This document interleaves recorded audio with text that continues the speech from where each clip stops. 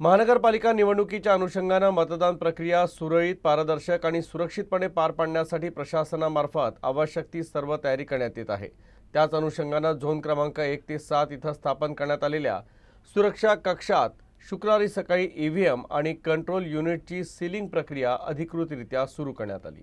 या महत्त्वपूर्ण प्रसंगी महात्मा गांधी राष्ट्रीय ग्रामीण रोजगार हमी योजनेचे आयुक्त डॉक्टर भरत एन बस्तेवाड तथा मुख्य निवडणूक निरीक्षक व अप्पर जिल्हाधिकारी अनिल खंडागळे तथा निवडणूक निरीक्षकांनी सुरक्षा कक्षास भेट देऊन प्रत्यक्ष सीलिंग प्रक्रियेची पाहणी केली। त्यांनी ईव्हीएम सीलिंग प्रक्रिया पारदर्शक, सुरक्षित व नियमानुसार होत असल्याबद्दल समाधान व्यक्त केलं।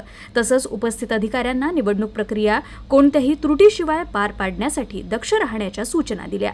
नागरिकांनी निर्भयपणे मतदान प्रक्रियेत सहभागी व्हावे असं आवाहन यावेळी करण्यात आलं। अमरावती महानगरपालिका सार्वत्रिक निवडणूक 2025-26च्या अनुषंगाने ईव्हीएम सीलिंग करण्याची प्रक्रिया आज सुरू आहे।